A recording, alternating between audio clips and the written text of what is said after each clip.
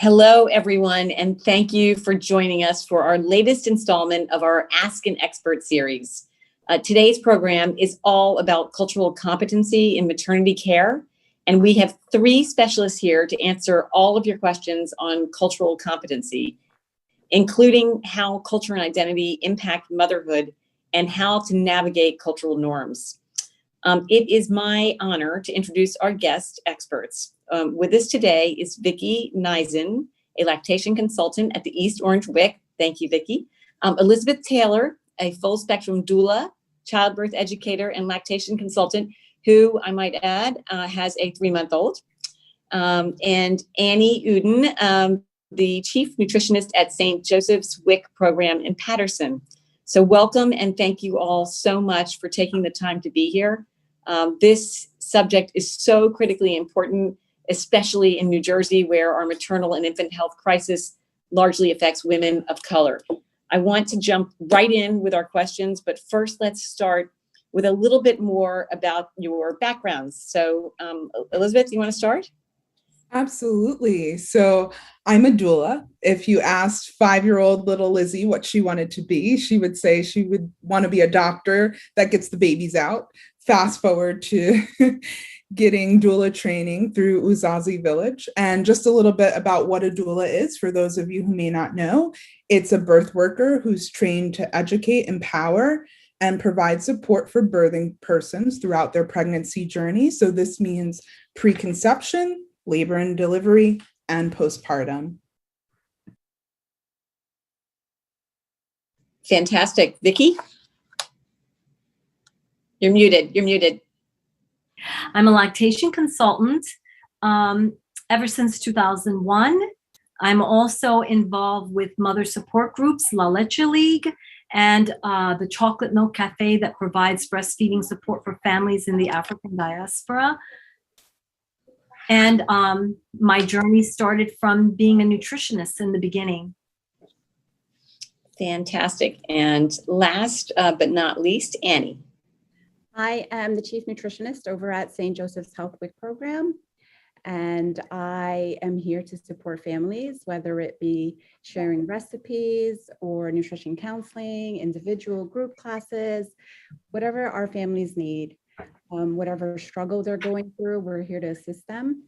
I have been in this field for about over 18 years now, and I started when I was really young in high school, and I just never looked back.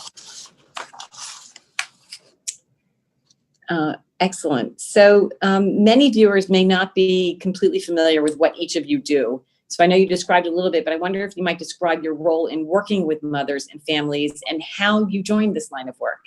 Why don't we start with you, Anny? I started in the field of nutrition in high school. I started working at St. Joe's Wayne Hospital as a dietary aide, and I delivered patient trays. And since then, I completed college. I knew exactly what I wanted to do. I went into nutrition and dietetics at Montclair State University. After that, I moved on to working at WIC full-time. I completed the didactic internship that was offered by the New Jersey State WIC Services at that time, and it was a great experience. And ever since then, I started off as a nutritionist here, and now I am the chief nutritionist. Our goal is to support moms, support dads, support families in whatever assistance they need in order to meet their needs, their concerns, and to help ease struggles. And that is what I think our main focus is. Thank you. Elizabeth? So yes, I am a full spectrum doula, which means from the moment you think about conception to postpartum, when you are healing from giving birth. I got into this. I have always by nature been a people helper and a nurturer. I'm a social worker with the Essex County Division of Family Assistance and Benefits. And I was at Whole Foods downtown Newark, and I came across a flyer for doula training, and the rest, as they say, is history. And I became a doula, and I work, with sister to sister doulas of Essex County. And I also have my own doula business, Let's Doula This. And I am very passionate about mitigating the infant and maternal mortality rates in New Jersey and across the country, because I've also done some work in New York as well. So wherever I go, you will have my voice and my spirit. That's excellent. So we're all in this together. Okay, Vickie, you are up. Well, being a lactation consultant wasn't a plan. The first time I even thought about breastfeeding was the first time I saw it when I was 14 years old, if you can imagine, growing up in Washington, D.C., in the Black community. And I thought at the time I wanted to be a doctor. So I always had a passion for the body and health and everything. I went to Howard University in Washington, D.C., and took a nutrition class and fell in love because I realized I was very interested in prevention as opposed to trying to fix everything that was broken. And, but in the back of my mind, I never forgot about breastfeeding.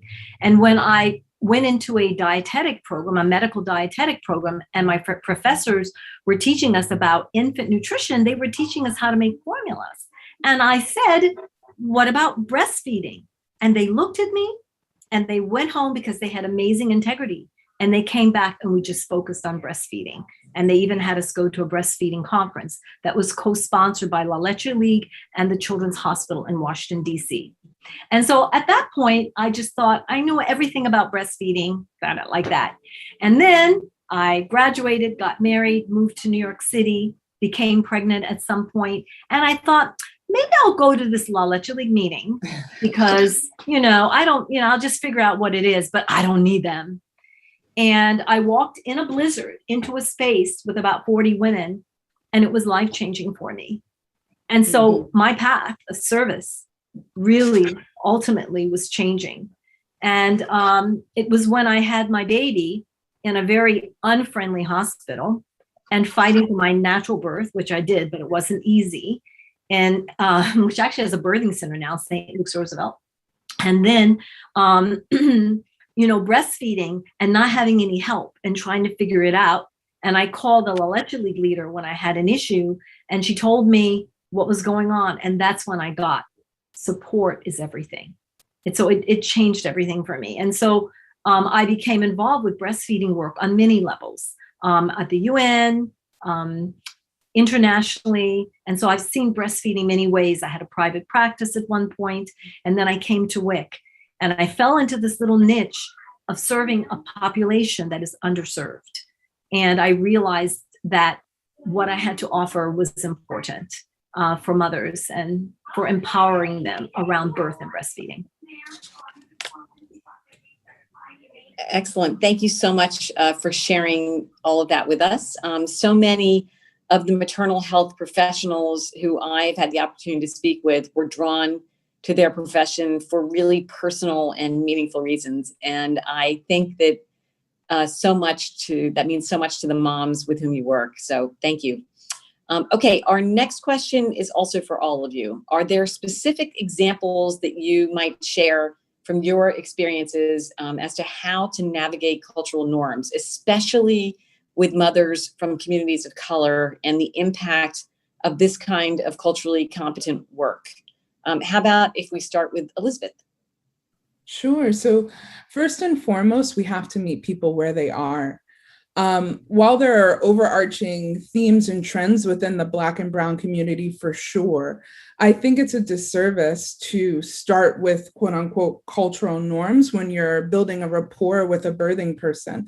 I want to get to know who you are as a mom, as a family. I want to know what your values are. I want to know what your boundaries are. And then it's my job to make sure that those values and boundaries are respected, because women are dying in the first year of childbirth because they're being disrespected, being dismissed. There's lack of value placed on their wants and needs. And this is done by the healthcare team overall, whether it's the receptionist, the doctor, the doula, whomever.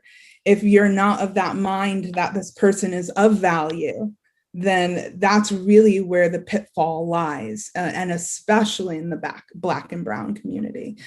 But what I do is I take the information that they shared about me, about their values, about their wants, needs, desires, their boundaries, and I make sure that they're heard.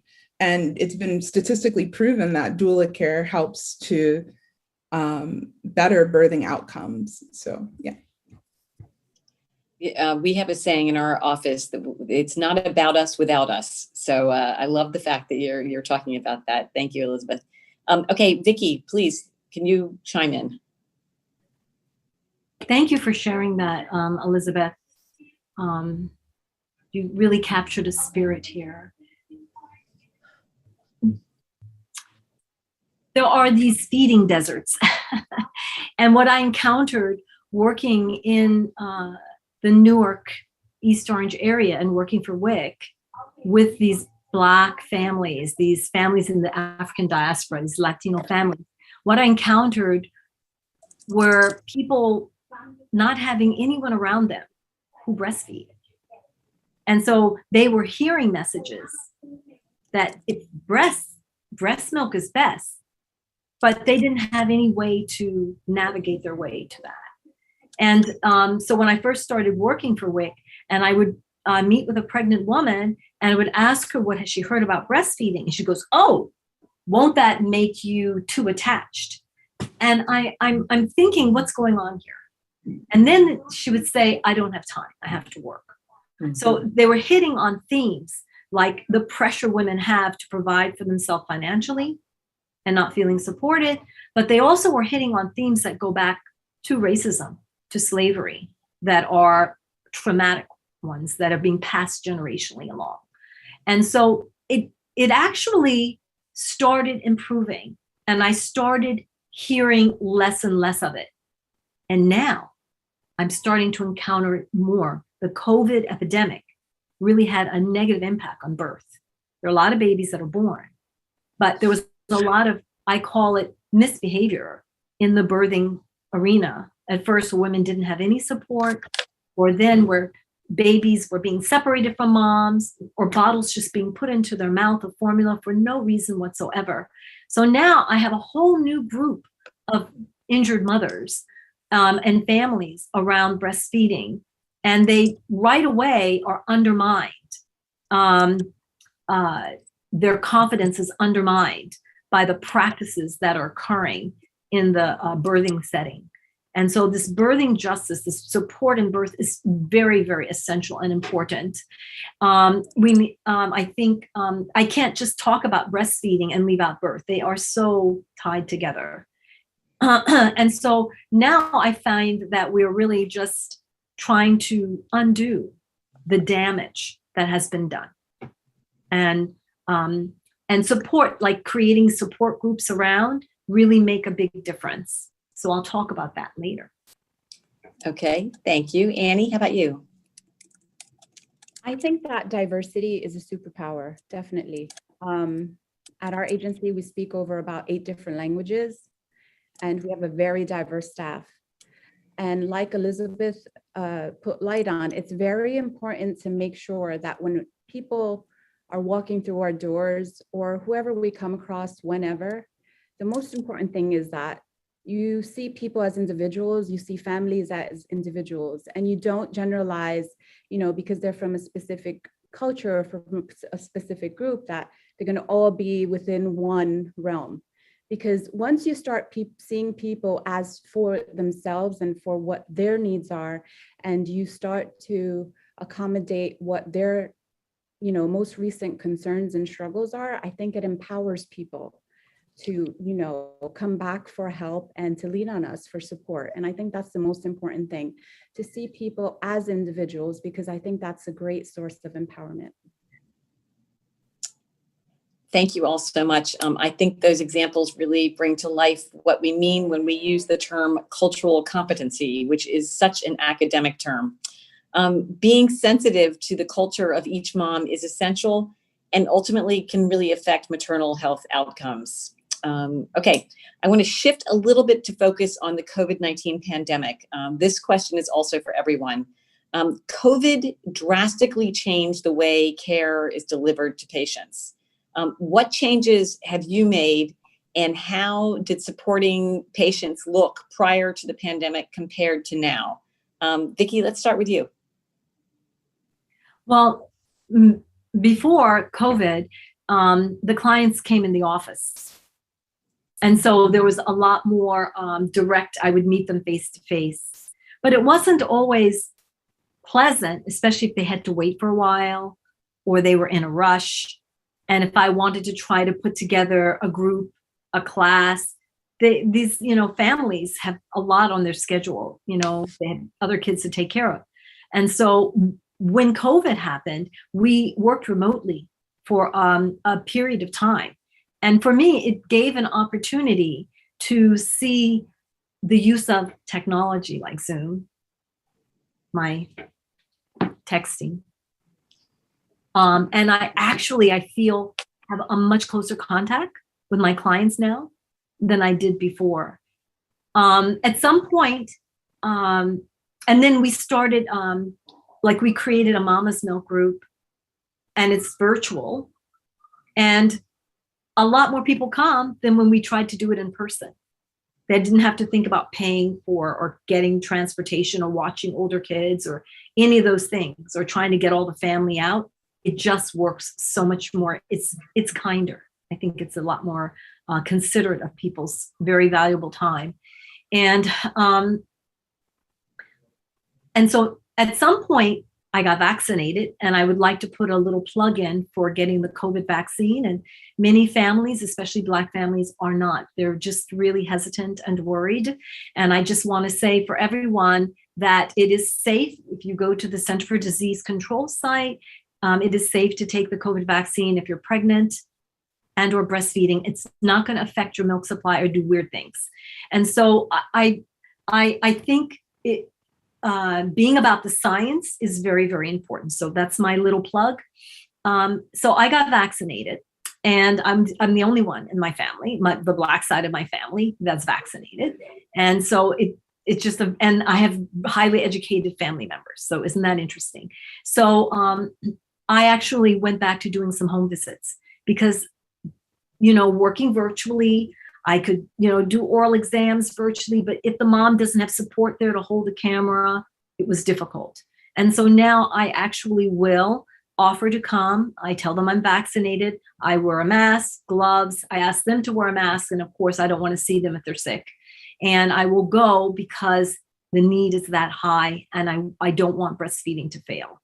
So I actually don't want to go back to what it was before. I actually love doing more of the virtual. I love seeing people where they don't feel like they're being forced to be here. It's much nicer. I love that you gave a plug just now for vaccination. We had an obstetrician on one of the Ask the Expert series, and the obstetrician said, if you're Black, get vaccinated. If you're white, get vaccinated. If you're Black and you're pregnant, run to the front of the line, scream that you're pregnant, and get vaccinated faster than you even think you should. Anyway, all right, Annie, you're up. Currently, we have USDA waivers in place for WIC services, all WIC services, and I think that is one of the best things that's happened, in this pandemic, just because it allows us to serve our clients in a more beneficial way. Our caseloads have gone up, our retention rates have increased. I think it's just amazing that we started to think outside of the box and use different kind of applications like Zoom, Teletask, and a lot of video conferencing, WebEx, to get through to our clients. I think it alleviates the concern for them with everything else going on, to pull a child out of school, to take a day off from work to get to the office, to find another child caretaker for the other older children at home, or to bring someone with them like grandma or grandpa to the office to watch the other children while they're doing the paperwork here. So I think our waivers have been phenomenal. Going forward, I hope that everything that we learned in our processing efforts and our making sure that we are doing the best that we can to serve our clientele, that we can continue some of this remote work as well, because I think it's been phenomenal. Great. Okay, Elizabeth, I think you're last. Sure. So doula care is innately physical, right? Because we're providing comfort measures which require touch. So how do you take touch and make it virtual? Adjectives. You just get really descriptive, very visual, a lot like Vickie and Annie alluded to, a lot of virtual calls, FaceTime, text messages, videos, me creating videos, drawing stick figures with mom and dad. everything. So just, again, it goes to meeting people where they are and just being creative, and with a little bit of finesse, we can do it. So that's how it's changed from pre-pandemic to currently within the pandemic. Thank you. I am continuously impressed with how creative our caregivers are in finding ways to continue providing support in a safe manner. Okay, we have a few more questions that I think will help our viewers understand a little more clearly how each of you supports the mothers in your care. So here we go. What is the most satisfying part about your job? I think I started last time. Annie, I think you're up. I think the most satisfying part of my job and our job here is the shared experience that you have with families, because I really believe that, you know, it's just a very intangible memory, an intangible experience where people feel that they're being seen, they're being heard, and there's a comfort level, and that's what helps them open up. Because there's so many different situations here and so many things and scenarios that people are going through in this community. And I think that that's one of the most things that's very important, is that shared experience with anyone. Because again, that shared moment is what keeps them coming back, you know, so they know they have a support system here. And I think that that's very important, that that's emphasized, that shared experience. It opens so many other doors in terms of that care coming, you know, full circle within the community as we provide referrals to other resources as well. Great. Elizabeth? So the most satisfying part of my job is the light, and more specifically, watching the light come on. And what I mean by that is like educating a family and giving them options, and them identifying what works for them and seeing their eyes just light up. Or being in the birthing space and having a mom come into her own voice and her own power. There is no better feeling than that. All right, great. All right, Vickie. I agree with everything that my dear sisters here have said. And I'll add on to that, to be of service is the highest station I think any of us can have.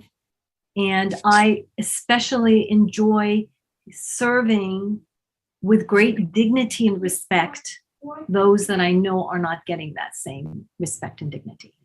And so it feeds me and it feeds my soul. And it has enhanced my life.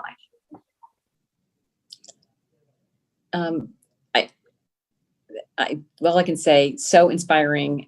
Thank you all for sharing. I can't compare what I'm able to do with what you're able to do, but I can tell you that being able to help other people is really such a humbling and great feeling. So God bless you guys.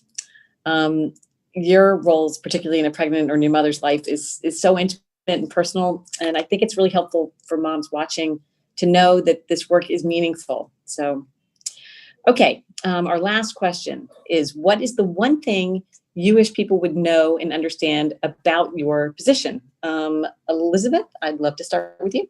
Sure. So as a doula, I would love people to know that I am the voice behind the voice. So I give you the tools that you need, again, to make whatever, it's about informed consent and informed decisions. So like setting that groundwork, setting that baseline, and then I make space for you to verbalize whatever it is you need, whatever it is you want, and for you to be heard, not listened to, but heard. So I am the voice behind the voice. Great. Vickie?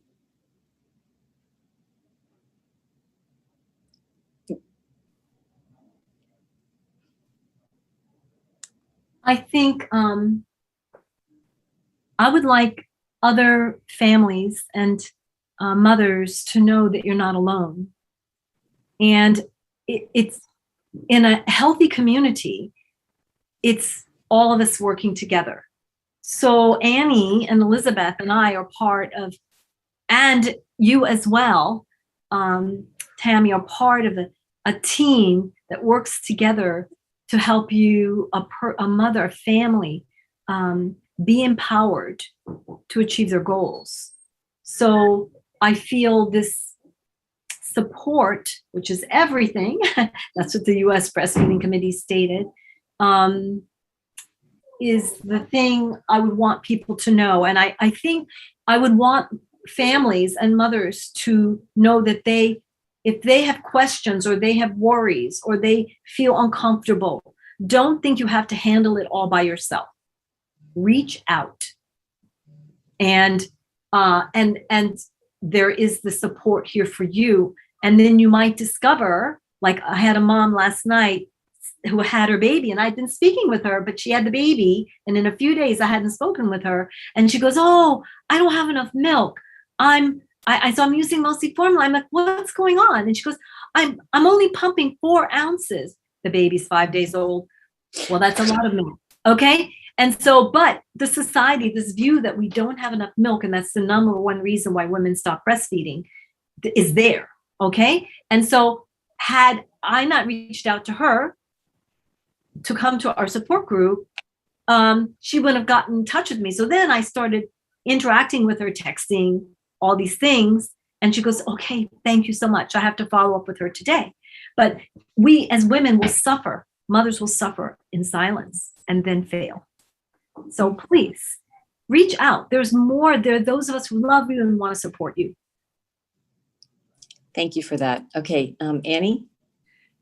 I have seen this community, not just our agency, but a lot of different organizations within the city of Patterson rise up when they needed to during this pandemic and even in this flood. And I totally agree that we all come full circle, when it comes to bettering the community and helping families out. And I want everybody out there to know, including my team that I work with so closely, you are so appreciated, every single person on this panel and every single person out there, and we are so, happy to serve the communities that we do serve, and it's all about service. That's what we're here for, service to others is the rent we pay for our room here on earth. That's basically what I personally go by. And I think it just couldn't be the most inspiring group of people that I work with and that I'm surrounded by here. And being in the city of Patterson, in the heart of Patterson, and it's just so much history here. And so I just want to just be so grateful to everybody out there who works every day, everywhere you are, to make sure that we're going and doing the best we can to be of service. I'm sorry, my light keeps going on and off, but it's been amazing. It's been an amazing journey. It has been, and I look forward to so many more. Listen, beautiful, absolutely beautiful, all three of you. Thank you so much for your thoughtful remarks, which I know have been really helpful and from the heart. I'm grateful to all three of you for taking the time to be here and having this conversation. I think we all know solving our Black maternal health crisis requires us to start thinking about all the ways being culturally competent can help us achieve better health outcomes and make sure that every mom and baby has a positive pregnancy and birth experience. If you or someone you know is pregnant, I hope you will share this interview with them and on your social media channels.